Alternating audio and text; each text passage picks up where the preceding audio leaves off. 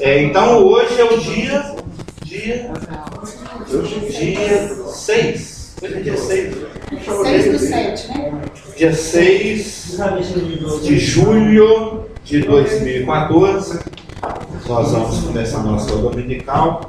A nossa prima em Cristo, Elaine, vai orar por nós. É quase filho. Deixa o microfone aí, já. Então vamos orar. Amém. Pai, em nome de Jesus, te agradecemos por essa manhã, te agradecemos pela tua presença. E eu te peço em nome de Jesus que o Senhor possa ungir os lábios do Carlos Hamilton para que nós possamos ser abençoados com a tua palavra nessa manhã, Pai. E os ouvidos dos ouvintes. E que tudo seja para a honra e glória do teu nome e a alegria do nosso coração. Em nome de Jesus, amém. Amém. Amém. Então, nós estamos estudando a posição e a condição do crente. A posição é a 7ª lição das 10 lições do Scofield. Em breve estaremos terminando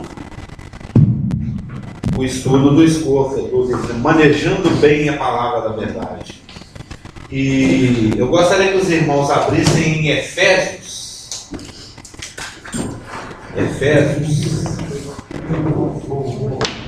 Efésios capítulo 3, verso 18. O que quer dizer isso? Efésios 3, eu pensei que era no computador aqui. Efésios 3, é porque o Paulo, eu já comentei aqui que você tem 3 cartas que são cartas suculentas. Você tem 3 livros da Bíblia que eu sugiro, parece nome japonês, né? Que eu sugiro, que eu faça a sugestão de que os irmãos leiam, releiam, leiam de novo, leiam mais uma vez. Até naquela época lá do IBPG, eu andava com o livro de Efésios gravado. Eu ouvi Efésios o dia inteirinho, você lembra? Nas fitas. Eu ouvi Efésios o dia inteirinho. Terminava a fita, eu virava. Era a fita. Terminava a fita. Aliás, ditada por uma voz maravilhosa, a voz do próprio Carlos Hamilton. Eu mesmo li, gravei, mas foi a conta assim de ler a última sílaba de Efésios. A fita acabou. Foi a conta. A fita, o livro de Efésios, se você ler num ritmo nem acelerado e nem lento, cabe certinho uma fita de 60 minutos. Então, ouvia de um lado, terminava, virava, lia do outro. Porque Efésios, Filipenses e Colossenses como é que eu falo? Tem até uma palavra para isso, o quarto lá do casal, na luz de vento, tem um nome, né? Cama, não tem um nome. Fugiu agora a palavra. É aquele lugar de maior intimidade do casal. É o cafufo, né? A suíte master. É o lugarzinho de amores ali do casal.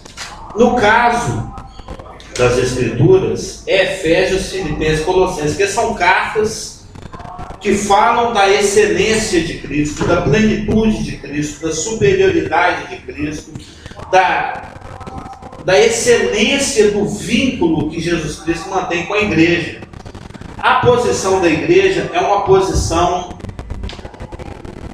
tão alta, tão nobre, tão excelente, de tanta qualidade, tão fantástica, tão profunda, que a gente não entende.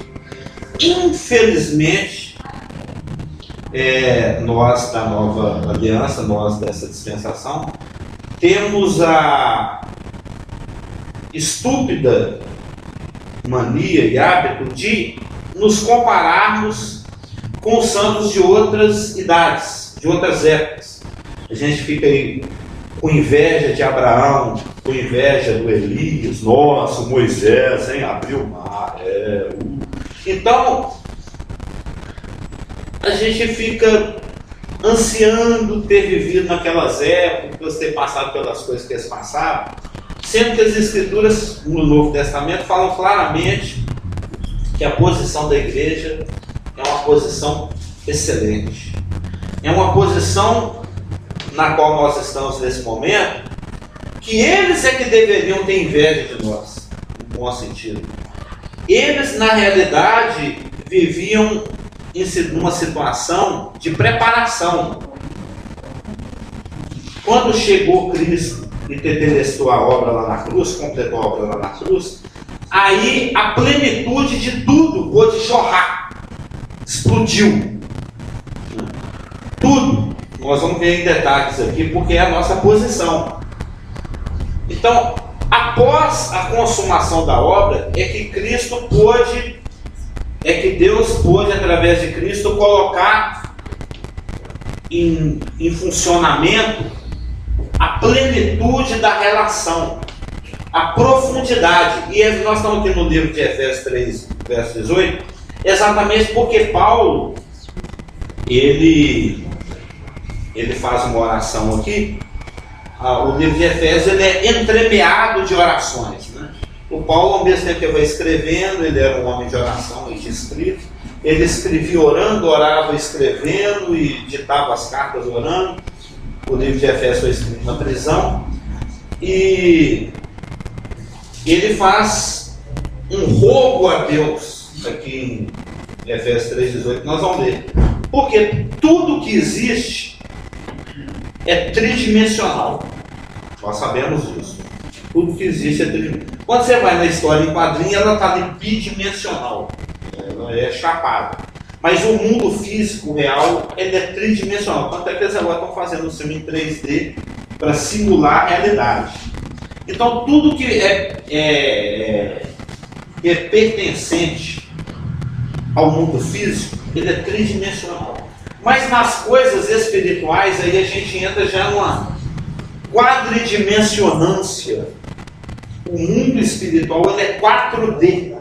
É o que a gente vê aqui em Efésios 3,18, que diz o seguinte: Paulo está orando a fim de que nós possamos compreender, Efésios 3,18, com todos os santos, qual é a largura, primeira dimensão, o comprimento, segunda dimensão, a altura, terceira dimensão, e a profundidade do amor de Cristo, que excede todo o entendimento. A gente é meio lerdo para prestar atenção no que está sendo falado. O que as Escrituras estão dizendo é que Deus nos ama em Cristo com um amor que a gente não consegue entender. Se você for lá numa pós-graduação de física quântica, nós aqui que mal sabemos expressão aritmética, você chega lá no quadro negro que está lá cheio de integrais, derivadas. Ele já viu aquele monte de filme? Você chega lá no quadro negro, está aquele monte de rabisco matemático, você chega lá, o que é isso? Você não sabe absolutamente nada, está além da sua compreensão, você não tem qualificação, preparo, né? Você não tem hardware, você não tem estrutura para entender aquilo. É o que o Paulo está falando. O amor de Deus por nós, ele é tão que a gente não entende. A gente fica tentando se relacionar com Deus à lá Velho Testamento. Pisou paulada. Deus está sempre ali com um tacape, né? Com um pedaço de madeira para te dar uma bordoada na cabeça. E o pastor geral prega sobre isso todo domingo, a respeito do amor de Deus, a respeito da gente descansar em Deus, que Ele está disponibilizando a graça. Então Paulo faz essa oração para ver se os crentes, se os santos abrem os olhos para entender o comprimento, a largura, a altura e a profundidade desse amor. Eu não sei se o pastor Geraldo e a Elaine estavam presentes. Uma vez o nosso antigo pastor pediu para dar uma, igual às vezes acontece aqui, com aquela palavrinha pré-pregação. Devocional. Um devocionalzinho. E eu estava assim meio despreparado na hora, assim, foi meio assim de última hora. Eu falei, eu vou falar de João 3,16. O básico, né? João 3,16. Deus amou o mundo de tal maneira. E foi uma coisa bacana. Não sei se você estava no dia, o Clausen depois veio com o nosso. Esse negócio falou demais comigo. Né? Às vezes ele estava se sentindo mal amado nos dias. E eu peguei ali uma meia dúzia de versículos sobre o amor. que tinha a ver, evidentemente, com João 3,16. Eu lembro que na conclusão, o Espírito me deu para falar assim, e o que a gente pode fazer diante de tanto amor? Ele jogou a pergunta no ar, assim, você amar. Quer me amar, me ama. Estou aqui. Então me ama. Você quer me amar, então me ama.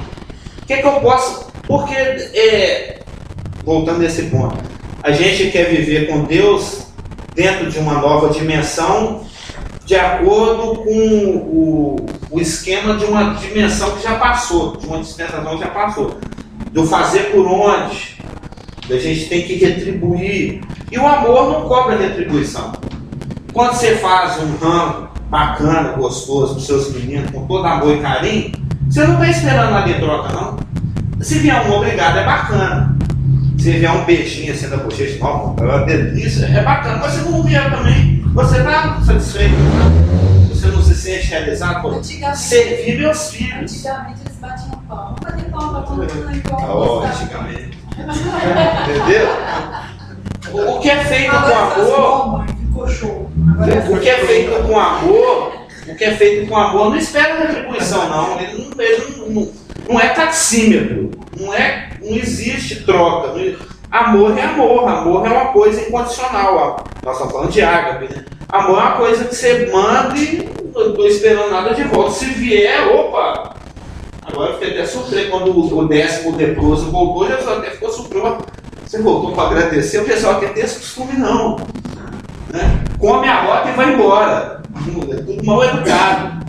E o amor é algo para se receber, é algo que você se dispõe, você quer me amar, me ama, e vai mandando aí tudo que você tem para mandar, que eu estou recebendo. A posição do amado é essa, que é a posição que nós estamos nela.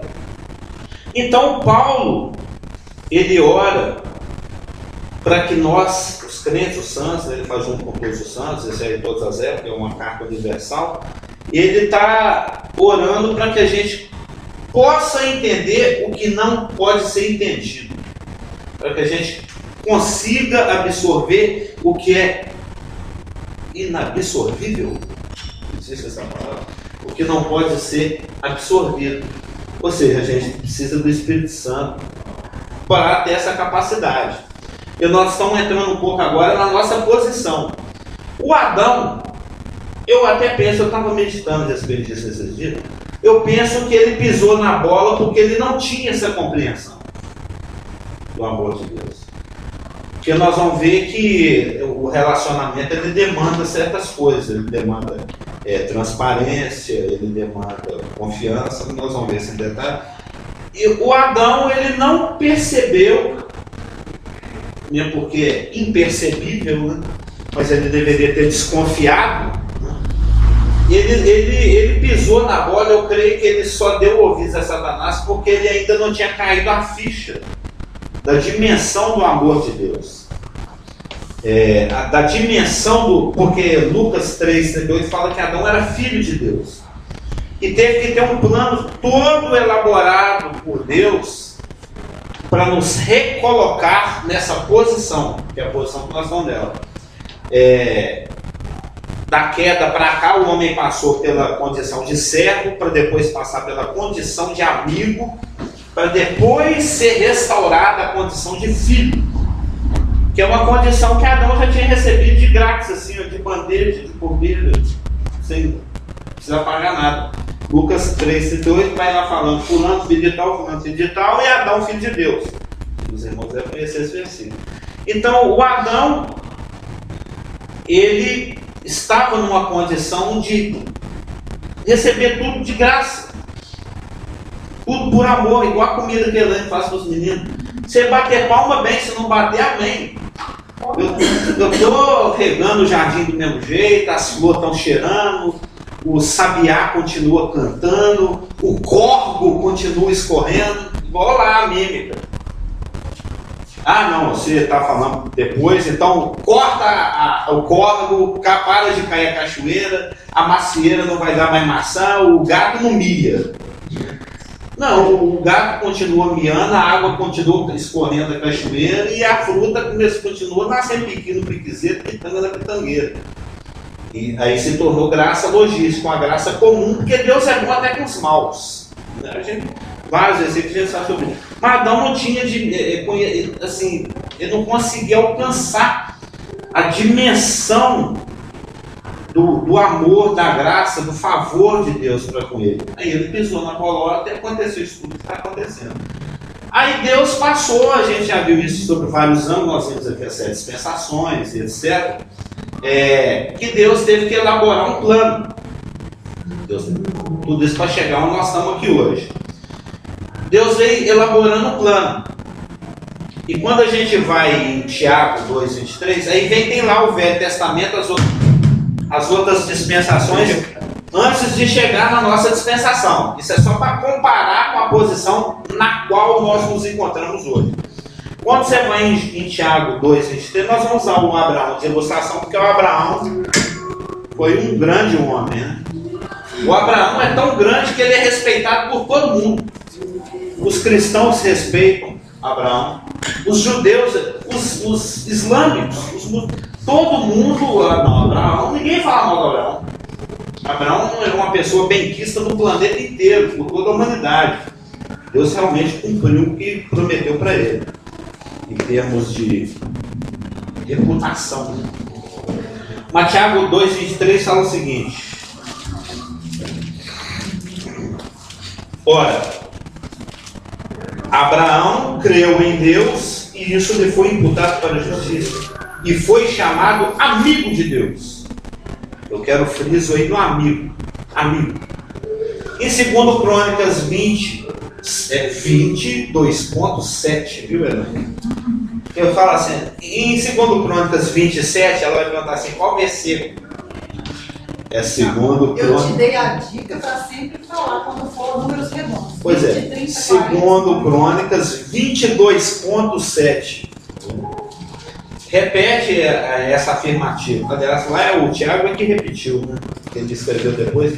Porventura, o nosso Deus, não lançaste fora os moradores desta terra de diante do teu povo de Israel e não adeste para sempre a posteridade de Abraão, teu amigo?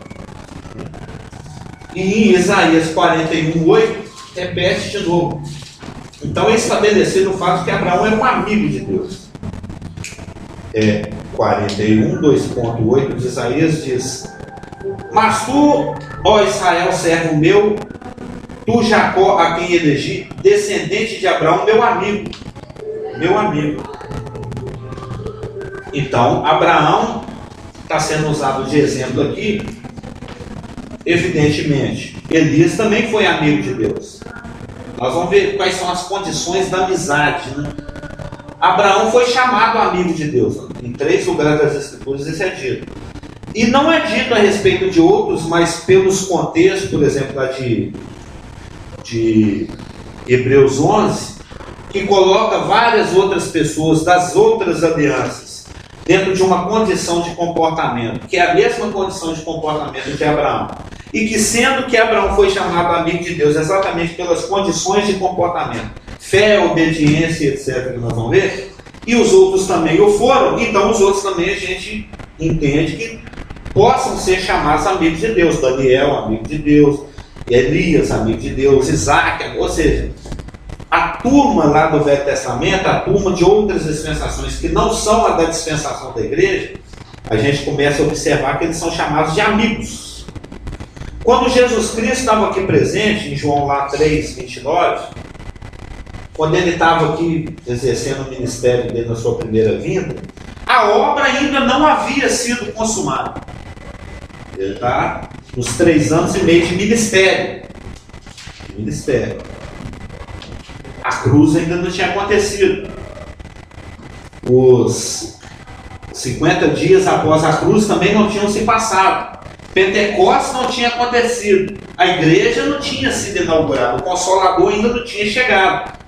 Então Cristo viveu no Velho Testamento. Na realidade, a gente devia arrancar essa página que divide a nossa Bíblia. Aqui não tem uma página em branco normalmente? Antes de Mateus. Aqui, ó. O Novo Testamento. É uma página em branco. A minha não está em branco. A minha está toda rabiscada. Né? Tá cada branquinho. Mas tem essa parte aqui, a gente tinha que arrancar ela daqui, colocar lá entre Atos 1 e Atos 2.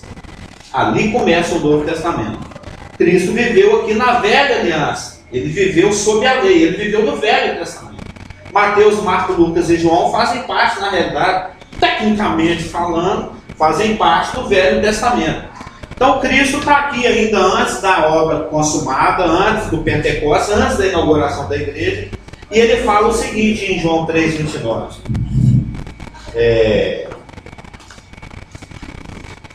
O que tem a noiva, aliás, quem está falando aqui é o João Batista. Cristo vai falar em Lucas 5,34. O que tem a noiva, o João Batista era uma pessoa perspicaz. Eu estou vendo aqui falar de noiva. E uma vez o pastor Geraldo destacou que todo mundo falava de reino, governo, poder, cadeira, né? Staff, etc. E o Cordeiro de Deus. Ele era um dos poucos que via a questão sacrificial. Todo mundo só via a questão messiânica do poder, do exercício do governo, do rei, Melech. E ele viu Jesus falar ao Cordeiro de Deus, sabe? Aquele é o que vai sofrer. Ele tinha um discernimento. E o João Batista está falando aqui, ó, o que tem a noiva é o noivo. Aí ele fala de si mesmo. O amigo do noivo, que está presente e o ouve, muito se regozija por causa da voz do noivo, pois esta alegria já se cumpriu em mim. Então ele fala de si mesmo como o amigo do noivo. Aquela festa bacana que vai rolar, com aquela picanha gorda, aqueles vinhos feitos com uvas espremidas pelos pés dos israelitas que nós vamos tomar no nosso casamento, e nós vai casar com Jesus. Isso aí já foi visto no nosso estudo de Apocalipse. Nós vamos ver que lá vão ter 3 grupos de pessoas. Vai ter a noiva, que até o outro dia nós vimos a questão do salmo. Você lembra do salmo que a gente viu no nosso estudo de alegria? Vai ter a noiva composta por todos aqueles que nasceram de novo entre o dia de Pentecostes e o arrebatamento. É a turma que nós estamos estudando a posição dela. É a noiva, uma posição altíssima, herdeira de privilégios, que nós vamos ler aqui, tem uns 40 versículos, de privilégios absurdos, profundos, hiperabrangentes, são privilégios altos, profundos e largos, são coisas, é tudo. Na verdade a Bíblia fala que é tudo, que a igreja é herdeira de tudo e que tudo foi feito por causa dela. E a Bíblia diz mais, a Bíblia diz que Jesus Cristo é incompleto sem ela. É incompleto, está lá em Efésios. Ou seja, a igreja ela está numa posição que ninguém antes e ninguém depois jamais vai conseguir estar. É privilégio de quem está entre Pentecostes e o arrebatamento. Outro dia, eu estava até conversando com o Rafael, depois de ter passado por Judas. Judas é um livro pesado. Judas é um livro que fala de juízo. Judas é um livro que fala sobre falsos mestres, sobre pessoas que estão implantadas na igreja para distorcer a doutrina e para afastar a igreja de Cristo. Eu fico pensando, puxa, a pessoa tem a oportunidade de nascer dentro de uma época tão privilegiada, que é a época que veio de Pentecostes até o arrebatamento, a dispensação da igreja, tem a oportunidade de se tornar Deus, e nós vamos ser Deus, porque eu creio que o plano de Deus é dar para a igreja exatamente aquilo que Satanás ambicionou, a sua imagem e semelhança. Ele falou, serei semelhante ao Altíssimo. Aí ele deixou Satanás trabalhar, e com o excreto de Satanás, né, o lixo que ele produziu, que são os piores pecadores que somos nós, ele vai pegar o excreto de Satanás, que é a igreja, nós, as prostitutas, os vagabundos, os lixos do mundo que somos nós, e vai colocar, agora eu vou colocar o seu lixo onde você queria estar. Só de picardia, assim. Eu vou fazer eles semelhantes a mim. Aquele que se une ao Senhor, um só Espírito. Lá na eternidade você vai ver Pai, Filho e Espírito Santo e nós, e a igreja. Eu creio nisso. Ou seja, 1 Coríntios capítulo 15, versículo 28, né, depois de por tudo consumado, o próprio Filho se meterá ao Pai e nós seremos todos juntos. Sim. Ou seja, nós vamos participar da própria divindade. Isso a gente não entende. Se a gente entendesse, a gente mudava. E eu fico dizendo, até perdi o fim da meada. Eu falo que mais na cabeça está lá. Né?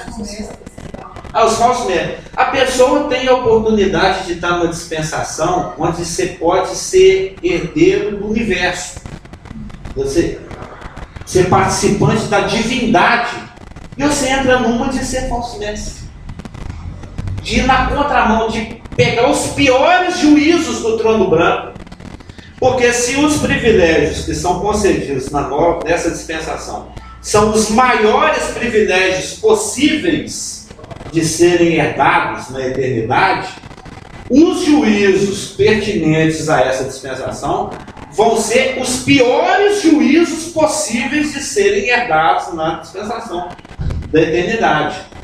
A gente sabe, quem já estudou o inferno, que tem graduação de sofrimento no inferno. E quem mais vai sofrer na eternidade são os perdidos da presente dispensação. Diante da luminescência de revelação que existe hoje. Hoje, uma pessoa qualquer aí que não nasceu de novo tem muito mais informação a respeito de Deus do que alguém que viveu na Etiópia no século 30 a.C. Ou aqui na América, nem tinha noção de nada. Eu estou falando que é inversamente proporcional. Inversamente proporcional, exatamente. Ou seja, hoje em dia você vai pregar na Praça Sede, por exemplo, o Cliff, ele está lá numa cultura onde ninguém nunca ouviu falar de Jesus. Ele já falou isso aqui hoje. Você tem que começar do zero. Mas aqui você vai para a Praça Sede para falar de Jesus, aí precisa de uma revelação do Espírito para que ele enxergue um Jesus diferente daquele que ele está acostumado. Ele sabe quem é Maria, quem é Jesus, quem é Gabriel, quem é Mateus, ele cita a Bíblia, ele conhece o Sermão do Monte. Ou seja, ele tem um conhecimento, mas esse conhecimento não produziu um convencimento, uma mudança, uma metanoia, né? Uma conversão. Isso é péssimo. Eu acho muito mais fácil você pegar evangelizar alguém que não está doutrinado em governo, em vez de pegar, por exemplo, você evangelizar uma testemunha de Jeová, você apresentar o Cristo verdadeiro para um muçulmano que foi criado lendo o Alcorão desde criancinha, que já está aprofundado num satanismo ali. Você converter, era o esposo daquela irmã que morava lá perto da Gararu, kardecista. Você tem que derrubar toda a doutrina kardecista. E a doutrina kardecista ela é elaborada, ela é profunda, ela é cheia de detalhes. Aí antes de falar que Deus amou o mundo de uma maneira que mandou Jesus morrer para você, eu falei, não. Pelo Espírito, Kardec, blá blá blá, você tem que derrubar aquela porcariada toda para ver se abre a cabeça dele, para ele entender a simplicidade do Evangelho. Então eu prefiro muito mais evangelizar uma criança, o Filipinho. Filipinho é moleza. Está ali o quadro negro dele, está todo limpinho. Você vai com tudo que você quiser lá. Você é soldadinho de Jesus, Jesus te ama, Jesus me ama. Ele vai engolindo aquele negócio, que é a verdade verdadeira. Se outro vier e fizer a cabeça dele, depois tem que vencer aquilo. Então eu estou realmente impactado com o fato de que tem pessoas que têm a oportunidade de participar de uma posição que nós vamos começar a estudar aqui, tão privilegiada, e que vai para um inferno tão profundo, que é a questão do falso mestre, aquele que entra numa de ensinar errado. É interessante isso que você está falando, nesse sentido da não conhecimento total. Eu o caso da China, e talvez outros países, Sim. porque é o que acontecia na antiguidade, com relação ao próprio falar de Cristo. Você vê pessoas, 2.000, 3.000 pessoas nascendo de novo, assim.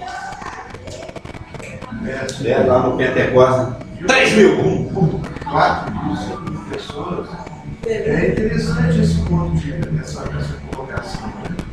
Porque, de fato, você tirar alguma coisa que já vem incrustada aqui. Existe um ditado que fala que velho usa. A minha tia falava, olha, não adianta você vir com esses papos. Isso é de Satanás. Aliás, 99% dos ditados que rolam por aí é do capeta, né? E esse negócio do pau que nasce todo, morre todo, isso é do diabo. Eu nasci católico, sou católico, vou morrer católico, então você vai pro inferno. Vai pro inferno. O falso mestre, ele muitas vezes é levado pela cobiça. Sim. E muitas vezes também a própria igreja cria os falsos mestres. Porque a igreja muitas vezes é precipitada, meu Deus, precipitada na ordenação de homens para o ministério. Então uma pessoa vai ali porque se impressiona com aquilo que eu falei, com a reputação, com a capa, né? Aí a pessoa paga um cursinho de 3, 4 meses e é ordenado pastor, e ele não tem um fundamento doutrinário para poder ensinar. Então ele começa a ensinar o que ele vai pensando, porque ele acha que é certo. Aí ele está sujeito a todos os tipos de mitos e doutrinas. E aí ele cria homens e mulheres ali, homens especificamente, que com aquele fecho de pensamentos que ele acha que é o correto, que não tem fundamento, às vezes fundamentado no versículo, sem contexto. E aí o que acontece? Cria homens que saem ensinando coisas que não tem nada a ver com a palavra de Deus. E é desses aí que eu tenho dó. Esse é bater dó. Agora, aqueles que é pela cobiça, esses são os mais difíceis. Que quer reputação, quer o nível, quer realmente ganhar a custa dos outros. E eles não partem de tudo para passar por parte de todos. Como o Mané não acorda disso aqui vai passar, não, que essa riqueza. E o que acontece? E muitos deles nem nascem de novo. Judas. Normalmente, em 100% dos casos, você citou muito bem Judas, que trata exatamente isso. Às vezes estão pela linha fininha para nascer de novo, mas não são nascidos de novo. Eles professam o nome de Cristo, mas tem um conhecimento intelectual das Escrituras. Ele sabe que se nascer de novo as coisas vão. Não, acho que ele nem sabe. Eu queria que ele é cego mesmo. Assim, não quero um compromisso. Exatamente. Mas você falou bem, as cartas de 2 Pedro e Judas até fala disso. Eles são movidos pela ganância. Tem gente que está nessa, muita gente. O meio evangélico é uma oportunidade para ganhar dinheiro. Principalmente nessa época, no espírito dessa época, da igreja de Laodiceia. Ou é preferível você ganhar dinheiro com qualquer outra coisa, mas em cima da igreja de Cristo é ruim, viu? Você sei que o pastor está falando, tem uma passagem na Bíblia, no Novo Testamento, nas cartas de Paulo. Eu não sei onde é. Ele fala que nos últimos dias muitos ajuntarão mestres que falam segundo o que eles querem ouvir. Exatamente. Deve estar lá para os Timóteos. Eles ajuntarão mestres. O pastor falou que as próprias pessoas vão procurar mestres que falam segundo o que elas querem ouvir. Não, é fato. Por exemplo, tem pessoas que já nos visitavam aqui, que chegam aqui e falam, mas cadê a bagunça? Cadê a gritaria? Cadê os profetas? Cadê os sinais? Cadê as muletas penduradas na parede? Não tem, não. Não é isso que eu quero ouvir. Blá blá blá de Bíblia, doutrina, viver de acordo com o Evangelho, isso é chato. Eu quero gritaria, eu quero poder, eu quero raios, eu quero muletas. A gente vê outdoor por aí. Eu vi outro dia um outdoor de um tiozinho carequinho assim, de óculos assim. Atrás dele um monte de cadeira de roda e muleta. Eu falei, ó, poderoso culto da unção profética do profeta do inicial. Quinta, sexta, sábado, domingo, às 5, às 6, às 7, às 8, às 9, às 10, às 11, às 12, às 13, às 14, às 15 e às 17 horas. É igual cinema, né? É igual circo. É uma sessão atrás da outra. Parece um circo. Pensa que muitos desses milagres são criados. Ontem nós estávamos vendo um vídeo no internet, gente, isso acontece com todo mundo. Expulsando o demônio relaxando, pulando, gritando, e de repente o telefone do rapaz toca e pega o pastor. O demônio é você atender o celular. Peraí, pastor, entendeu o telefone? Não. É porque no vídeo dava para entender que eles estavam fazendo um vídeo para lançar na internet. Talvez a igreja nem estava Um exorcismo. tinha alguma coisa, ele estava na época de boicotar. É um marketing exorcístico. Aí o telefone do Não, rapaz que tem muita tocou, coisa ele fake. tirou o telefone, peraí, pastor, peraí, já tem o telefone. Aí começou, Pois é, o pastor gente, começou a xingar ele. Depois a gente continua. Outra aí, um homem aí que tem vendido pilas para comprar um vendedor para ver se é bem sucedido, está aí na internet falando aí, xingando as pessoas por causa do celular. E falando que ele falou, eu amaldiçoo seus celulares. Mas ele falando assim, na cara dura. Ei, eu amaldiçoo seu celular, Eu já pensei que o celular dele toca no momento. Não, teve um outro aí que chamando todo mundo para jogar os óculos, as muletas lá no meio do Maracanã, no Mineirão, não sei, e ele com óculos na cara, falando que quem usa óculos não tem fé. Óculos na cara. Então tem que ter muito cuidado, porque realmente o espírito da época da igreja da Odisseia é para encher a igreja e enriquecer a igreja, e Jesus está lá de fora. Mas nós estamos numa posição privilegiada. Porque somos parte remanescente de Cristo nessa época. E realmente são poucos. Aqueles a quem eu escolhi, eu dei outro hoje, no João 15. Com relação ao que foi falado lá no princípio, com relação. Lá no princípio. Lá em Gênesis 1. Criou Deus o céu já tem. Se falou com relação à inveja que de igreja de hoje, dos tempos antigos. Eu penso que, de fato, a gente tem uma inveja, mas de uma outra forma. Porque esse pessoal antigo, ele andava com Deus de uma forma, como precisa falar, o próprio Abraão, o próprio Noé. De uma forma pouco privilegiada, né? Porque nós hoje temos uma muito privilegiada, sem ver. É como se o próprio Espírito Santo que habita em nós não tivesse não a palavra inveja, mas o ansiar por aquela essência que eles na antiguidade tinham e que a gente ainda não tem. Porque o crente ele vive uma busca constante de aperfeiçoamento no que se refere ao Espírito.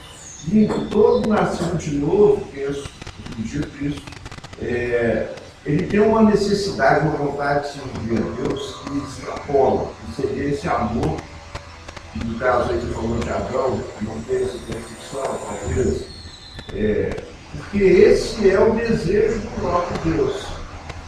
Então, eu só estou falando agora, depois que você está terminando, você já falou lá no princípio, mas é nesse sentido. Não a inveja de estar, porque a gente sabe que hoje as facilidades são maiores, a gente não queria ficar numa época onde não tinha celular, onde não tinha carro, mas a gente gostaria de estar dentro da situação. Estou indo para matar meu filho. Não faz. Amigo, meu amigo. Né? Então, o passado está ligado ao presente e ao futuro, no que se refere sempre. Tudo faz parte de um grande plano. Não, quando eu citei isso, eu conheço pessoas que queriam vestir de pele e ficar no deserto gritando, só para poder ser profeta. Só para poder falar assim, o Espírito de Deus está falando na minha boca que eu sou profeta. Não uns bobão pentecostal. Mas é interessante isso, porque o que a gente se entende, isso porque talvez nem todos aqui entendem, Paulo chegando agora, e todo rápido, não há propósito que já entenda, é a questão do profeta. Nós sabemos que a Bíblia fala que Jesus diz em João 16,16, o último profeta é João Batista. Os profetas da lei vigoraram até agora. E agora é o Evangelho que está sendo anunciado. É porque o pessoal não tem um discernimento dispensacional. Mas durante a igreja primitiva, Deus permitiu que o dom de profecia fosse exercido pelo fato da Bíblia estar sendo escrita ainda. Esse é assunto de 1 Coríntios. Exatamente. E como João, o velhinho lá de Apocalipse, ele exerceu esse dom de profecia. Mas 1 Coríntios 13 já vinha falando sobre o amor e sobre as profecias, sobre as línguas, mas o que vai permanecer é o amor. Termina o capítulo que permanece o amor. Dessas três, o mais importante é o amor. Então, é esse discernimento que muitas vezes as maioria das igrejas não tem, né? Não estudar as escrituras como realmente devemos estudar, linha sobre linha, preceito sobre preceito. Então nós estamos num lugar de privilégio, mas não é para nós nos desobedecermos, é para nós realmente dar uma humildade que o Espírito Santo coloca em nós, para que nós possamos ministrar essas pessoas de acordo com a palavra de Deus, se Deus permite. E mesmo que algumas dessas igrejas estão com doutrinas diferentes, porque nós sabemos, por exemplo, o pentecostalismo chegou no Brasil no ano de 1910. Será que Deus ficou 1900 anos assim, sem exercer o seu poder, porque é só no pentecostalismo? Né? Então, eles não caem essa ficha.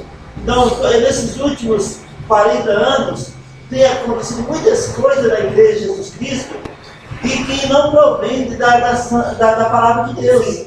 Então, são doutrinas. Primeiro veio o dente de ouro, que enriqueceu, encheu igrejas no mundo inteiro. Depois veio o G12, que acabou de destruir muitas igrejas, de 10 em 10 anos. Depois, e por último, veio o tal de Vida com Propósito, que dividiu a igreja no mundo inteiro. Inclusive, aqui em Belo Horizonte, muitas igrejas foram divididas. Então, porque as pessoas querem algo a mais fora da palavra de Deus. Não, eu preciso de algo a mais. E aí, o que eu já falei, só a Bíblia que chama. E aí o que acontece? Cria falsos mestres, pessoas que querem alimentar, mas a igreja não cresce. Acho que foi o Gordo que falou, que fala o que você quer ouvir. Exatamente. Juntarão, desce, segundo. E não se assuste pelas próximas coisas que irão acontecer no nosso dia. Eu penso nesse Não, a tendência é piorar. Vai chegar, assim que cada um desses que levantou um homem. O primeiro soprava e caía aquela multidão de gente. Esse homem confirmou Deus na terra. Depois outro, uma mulher lá da Venezuela, lá que teve lá em Jerusalém, recebeu uma visão do G12, levou milhões para o inferno.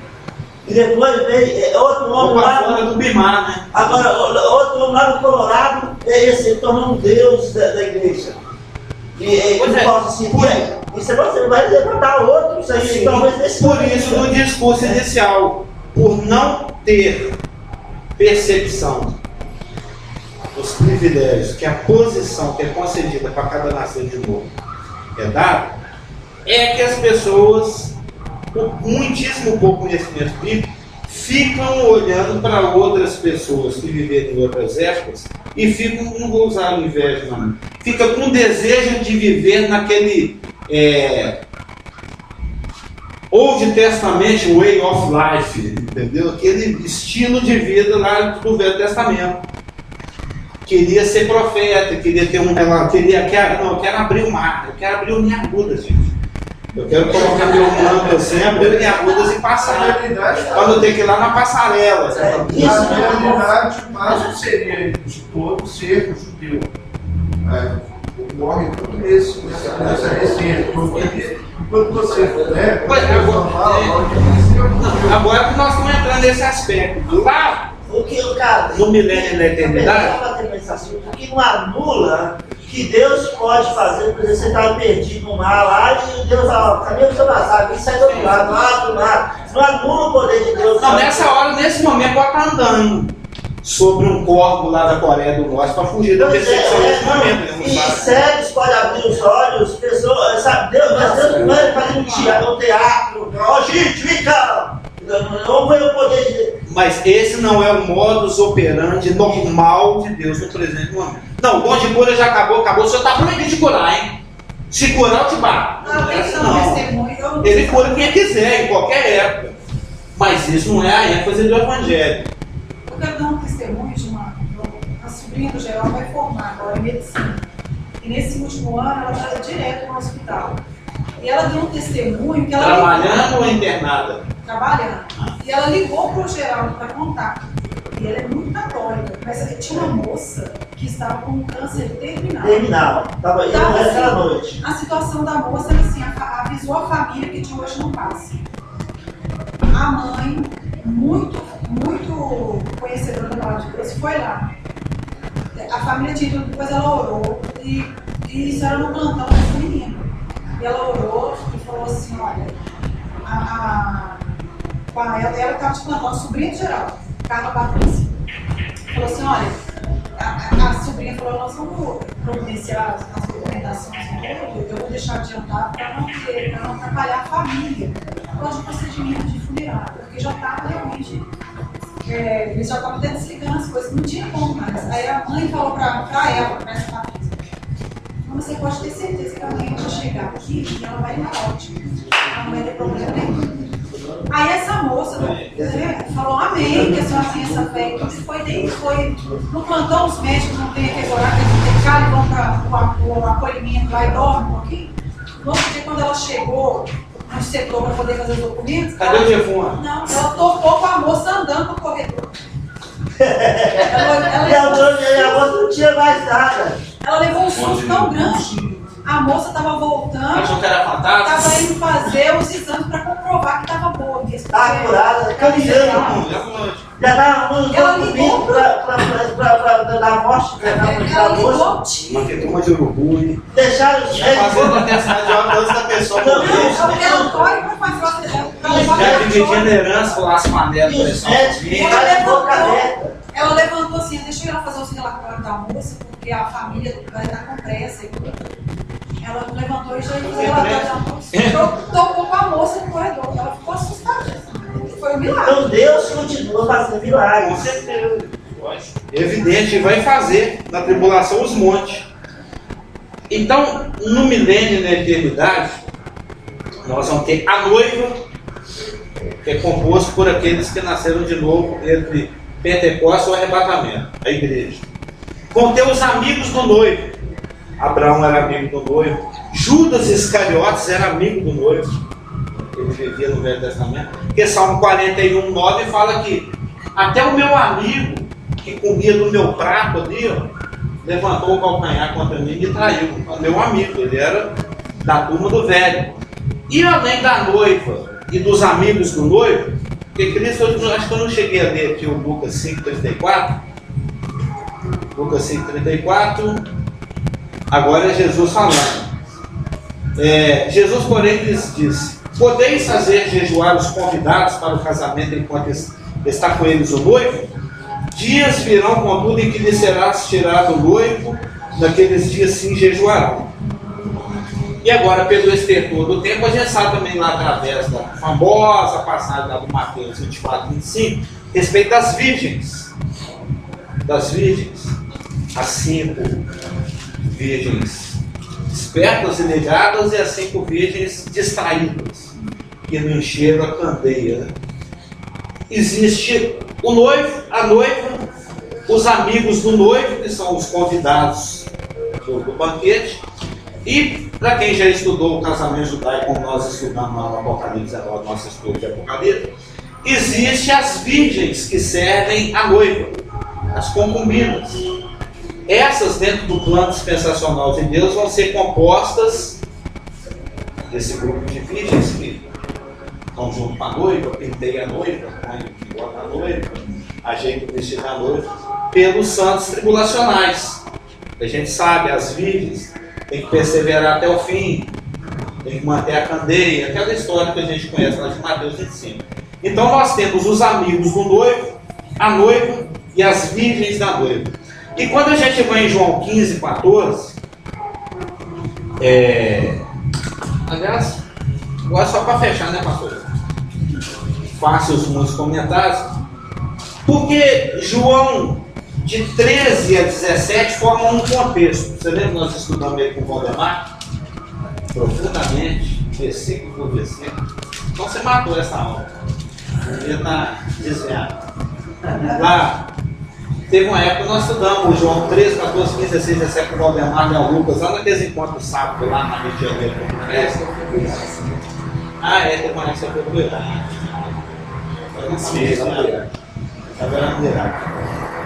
E quando você.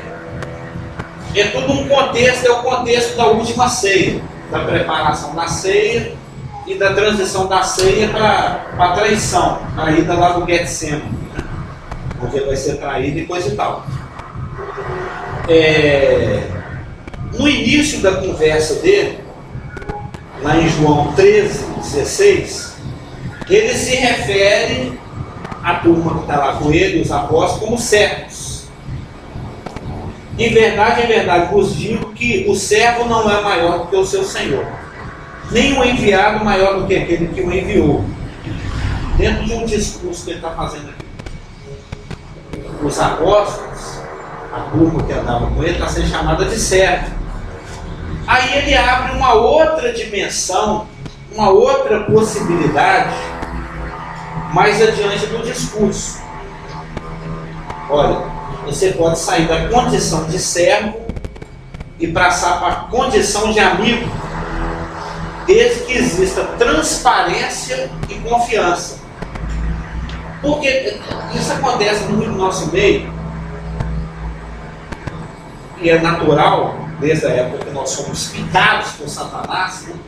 Nós já nascemos picados por ele, no velho homem, de duvidar de Deus. Deus falou que eu fazia esse negócio aqui, não sei não. Ou seja, não existe uma confiança, naturalmente falando. No novo homem nós temos. Quando a gente anda pela vida do Espírito, nós temos. Mas o velho homem, impossível de obedecer, é agradar a Deus. Então ele não confia em Deus.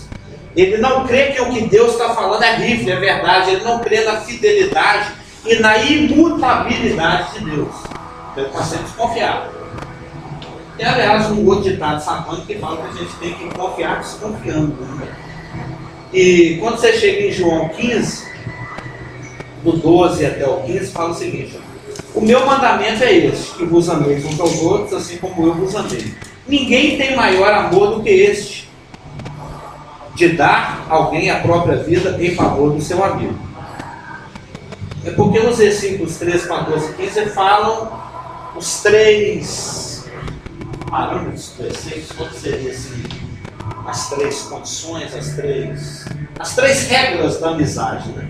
Que é amor sacrificial, confiança e transparência. Olha o que você vê. Olha o 13 então. Ninguém tem maior amor do que este, de dar alguém a própria vida em favor dos seus amigos. Isso aqui é amigo, hein? E vem a bala, assim, daquele pulo em slow motion e põe uma bala no peito. Sabe que isso é meu amigo, hein? Segundo, essa é a condição núcleo principal. Vós sois meus amigos se fazeis o que vos mando. Então a amizade implica em confiança. Porque para eu fazer o que você está me pedindo, no caso dele que é Senhor Jesus Cristo, é Senhor, é porque eu confio que o que ele está fazendo é um bom plano. Então eu obedeço. Oi? Pode ser o que alguém da sua avó pensou em relação a esse amor que bateu a chamar. O que ele pensou no cara? Não, pode ser. Que Deus não é de confiança? Não. Se sereis meus amigos, se quiser chamar. Protege aí o inimigo fora. Ele ficou lá. Pois é, da condição de servo, Deus está abrindo, Jesus está abrindo uma possibilidade de você se tornar amigo. Tem que ter obediência. E a obediência implica em você estar confiando do que eu estou fazendo aqui, que o meu plano está indo com uma boa direção. E a terceira condição, 15, transparência. Já não vos chamo servos, porque o servo não sabe o que o seu senhor faz. Mas tenho-vos chamado amigos, porque tudo quanto ouvi de meu Pai vos tem dado a conhecer. Lembra lá no Velho Testamento? Deus conversando com os anjos, falando assim: olha, eu vou esconder do Abraão o que eu estou para fazer, ele é meu amigo. Eu vou esconder? Eu estou indo lá para ver qual que é a condição de Sodoma e Gomorra? Não, Abraão é meu amigo, eu vou abrir o jogo para ele, vou falar para ele o que está rolando aqui. Ou seja, a amizade. O Abraão aproveitou e se tiver pelo menos. Ele aproveitou e fez a intercessão. Abriu o espaço para isso. Lá no Velho Testamento existia uma condição de servidão e ou de amizade. Essa era a condição. E ele falou: já não vos chamarei mais servos, porque o servo não sabe. Você agora tem a possibilidade de se tornar meu amigo. E isso dentro do Velho Testamento, antes da obra tetelestada. Ou você podia ficar na condição de servo, ou aproveitar a oportunidade de se tornar um amigo, desde que respeitar essas regras, esses preceitos, essas condições. Agora está me faltando a palavra. Mas, Requisitos. requisitos. Dentro do Novo Testamento nós vamos ver a nossa condição é outra. é muito acima de. Ainda somos servos, mas a posição é acima de servo. Ainda temos a oportunidade de ser amigos, mas a condição, a posição na qual nós fomos alçados é maior do que servo ou amigo. É a condição de uios. Ninguém pisou no meu pé, não. É uios, que é filhos. Lembra? A gente estudou isso no IBPG. Então nós estudamos Romanos, com o antigo pastor, lembra? Então é isso. Semana que vem estudaremos a uiulância. A condição de filhos. A condição nossa é a condição daquela criaturinha que saiu no colo até agora. A menininha. É assim que Deus vê o Isaac, esse marmanjo de 18 anos, golfando leite no ombro, soltando uns fartezinhos, fazendo totô na fralda. É assim que essa é a nossa condição hoje. Assim que você nasce de novo, é de bebezinho no colo. Mas Deus quer que você cresça e se torne um rapaz parvado, um magrinho. É outra história, já é outra palavra no grego. Mas por enquanto a gente já teve. Amém? Vamos orar? Paizinho querido, muito obrigado pela tua palavra, muito obrigado pelo tempo juntos. Nos dá compreensão dessas coisas e que isso afete o nosso querer, nosso viver, o nosso te amar. E porque sentido nós podemos fazer, por não ter gente. 20 minutos de tempo.